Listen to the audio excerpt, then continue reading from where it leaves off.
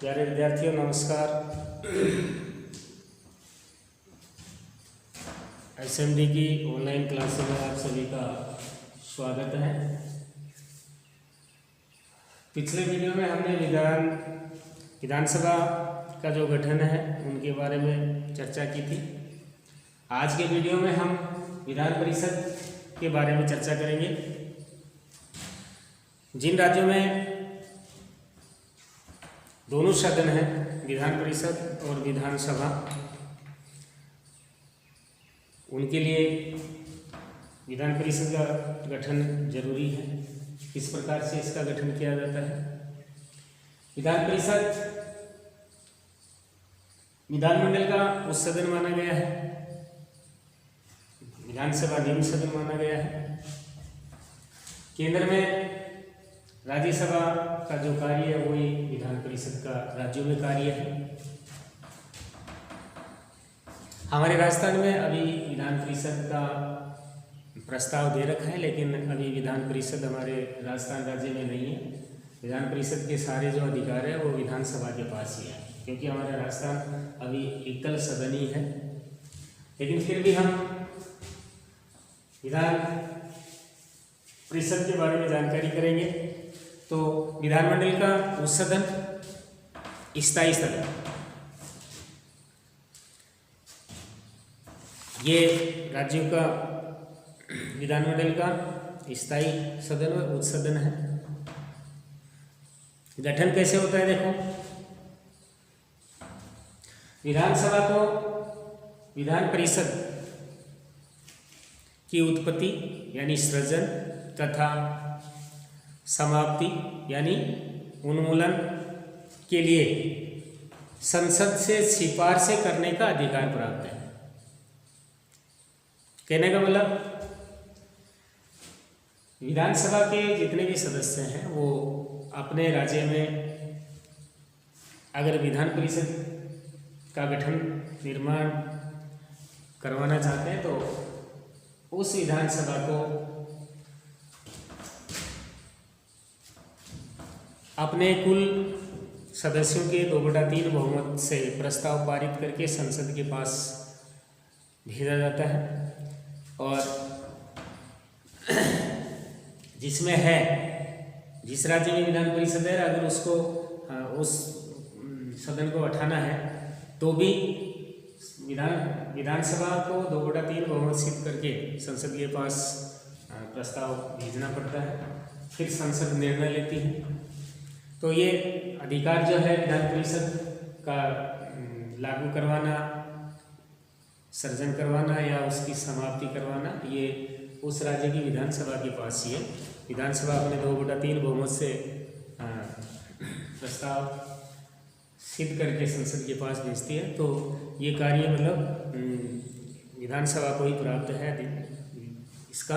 तो देखो, संविधान के अनुच्छेद 169 के अनुसार यदि विधानसभा, संविधान के अनुच्छेद 169 में ये कहा गया है, ये लिखा है, ये उपबंध है कि अगर विधानसभा अपनी पूरी सदस्य संख्या के बहुमत से तथा उपस्थिति व मतदान करने वाले सदस्यों की संख्या के 2/3 बहुमत से प्रस्ताव पारित कर देती है तो संसद उस राज्य के लिए विधान परिषद का सृजन यानी उत्पत्ति अथवा समाप्ति के लिए कानून बनाएगी। तो इस प्रकार से मतलब ये विधानसभा के पास अधिकार दे रखा है, जो संविधान के अनुच्छेद 169 में लिखा हुआ है, उपबंध है। आगे देखो, सदस्य संख्या यानी विधान परिषद में कितनी सदस्य संख्या होगी, इसके बारे में हम जानकारी करेंगे। तो देखो, इसमें हमारे संविधान में व्यवस्था की गई है कि प्रत्येक राज्य की विधान परिषद में उस राज्य की विधानसभा के कुल सदस्यों का 1/3 सदस्य निर्वाचित होंगे। और ये भी कहा गया है कि 40 से कम न हो, यानी अधिक से अधिक उस राज्य के विधानसभा के जो कुल सदस्य उनके 1/3 सदस्य होना जो निर्वाचित होंगे और 40 से कम नहीं होंगे। ये विधान परिषद की सदस्य संख्या संविधान के द्वारा तय की गई थी। ठीक है, लेकिन देखो इसमें जम्मू कश्मीर जो है वो अपवाद बताया गया है, क्योंकि जम्मू कश्मीर में 40 से कम है। ठीक है, अब देखो सदस्यों का निर्वाचन कैसे होता है, कैसे मनोनीत होता है। तो इसमें प्रावधान ये है संविधान के द्वारा कि किसी भी राज्य की विधान परिषद का अगर निर्वाचन होगा और कैसे मनोनीत होगा, तो देखो 5/6 सदस्य विधान परिषद में निर्वाचित होते हैं और 1/6 सदस्य राज्यपाल के द्वारा मनोनीत होते हैं। ठीक है, चुनाव कैसे होता है? चुनाव वही है आनुपातिक एकल संक्रमणीय मत पद्धति के द्वारा, लेकिन इनकी जो चुनाव प्रणाली है वो अलग प्रकार से की जाती है। उसमें निर्वाचक मंडल बनाए जाते हैं, अलग अलग निर्वाचक मंडल विधान परिषद के सदस्यों को चुनाव करते हैं, उनका चयन करते हैं। तो सबसे पहले देखो कौन कौन करते हैं। सबसे पहले निर्वाचक मंडल है स्थानीय संस्थाओं का निर्वाचक मंडल। स्थानीय संस्थाओं का निर्वाचक मंडल कहने का मतलब कुछ तय की जाती है। स्थानीय सरकारें जो होती हैं उनको भी इनके चुनाव में भाग लेने के लिए सदस्य बनाए जाते हैं, चुनाव देने के लिए तैयार किए जाते हैं। तो इसमें देखो कैसे होता है, ये स्थानीय संस्थाओं से जो चुनाव करने के लिए जो सदस्य चुने जाते हैं वो 1/3 सदस्य आते हैं जो सदस्यों का चुनाव, विधान परिषद के सदस्यों का चुनाव करते हैं।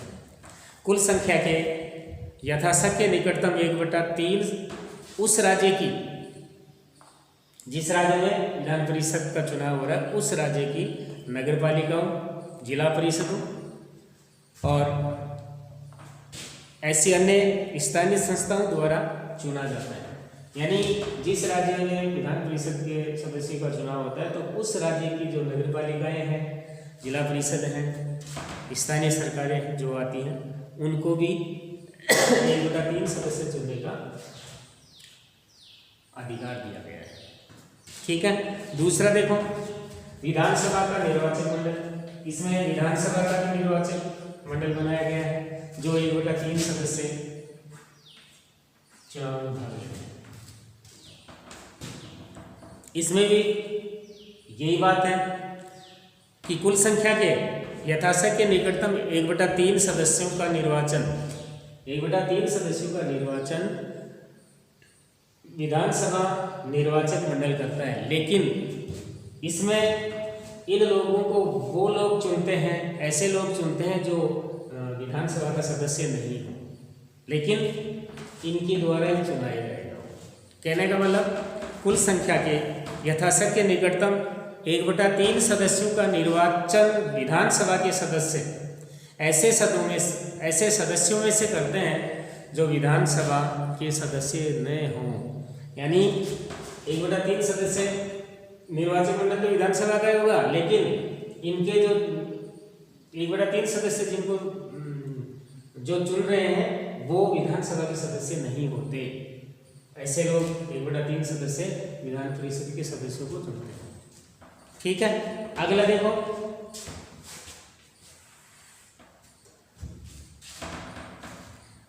स्नातकों।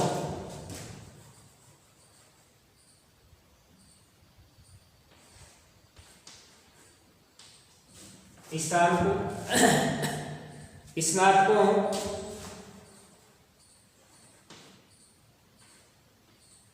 के द्वारा, यानी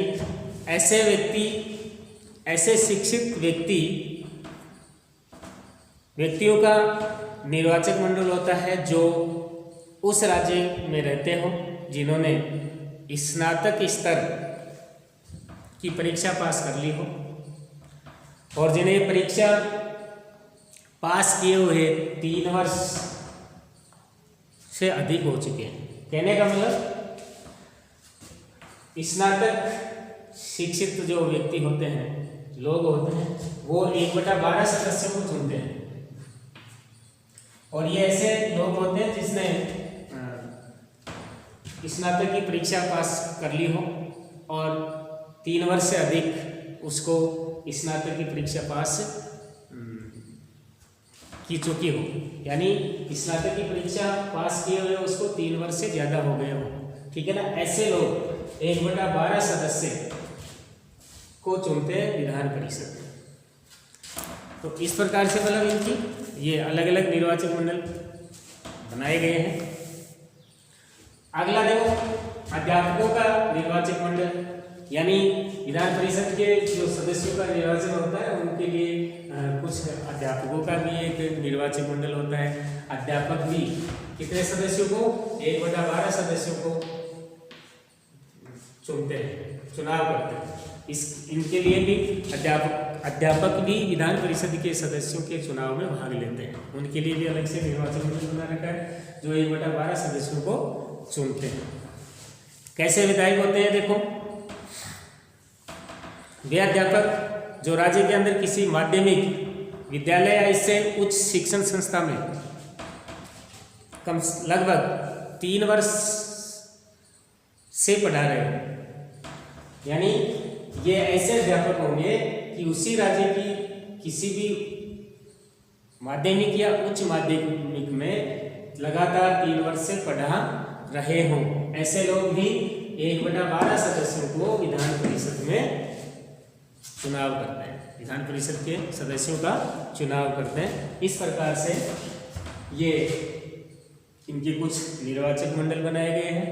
इसके बाद में देखो राज्यपाल द्वारा मनोनीत, ये तो हो गए निर्वाचक मंडल हो गया, लेकिन इनमें भी राज्यपाल राष्ट्रपति की भांति राष्ट्रपति राज्यसभा में 12 सदस्यों को मनोनीत करते हैं और राज्यपाल 1/6 सदस्य, यानी विधान परिषद में राज्यपाल 6 सदस्यों को मनोनीत करता है, ठीक है। तो इस प्रकार से मतलब इनका निर्वाचन होता है, ठीक है। आगे देखो, अब हम पढ़ेंगे इनकी योग्यताएं, क्या क्या योग्यताएं होती हैं। तो इसमें आप सभी को पता है कि वह भारत का नागरिक हो, उसकी आयु 30 वर्ष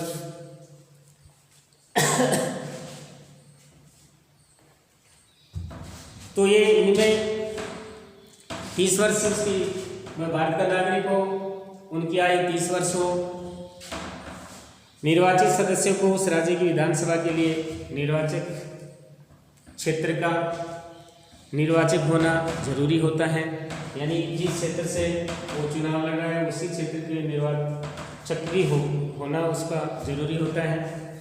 वह भारत सरकार या राज्य सरकार के अधीन किसी भी लाभकारी पद पर न हो।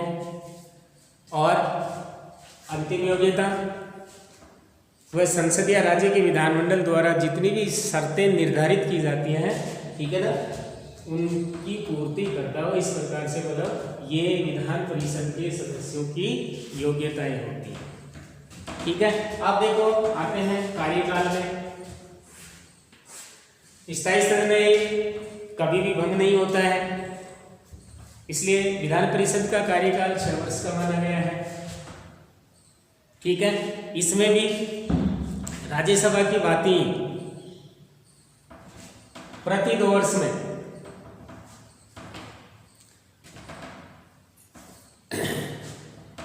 1/3 सदस्य सेवानिवृत्त हो जाते हैं और नए निर्वाचित कर लिए जाते हैं।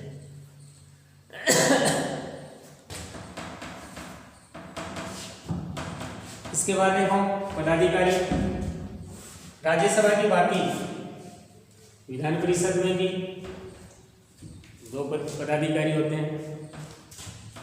एक सभापति होगा और एक उपसभापति होगा, जिनका चुनाव विधान परिषद के सदस्य जो जितने भी सदस्य हैं वो अपने में से ही करते हैं। इस प्रकार से जिन राज्यों में ये विधान परिषद है, यानी विधानमंडल के जिन राज्यों में दोनों सदन हैं, उसमें विधान परिषद का जो गठन है ये इस प्रकार से होता है। धन्यवाद।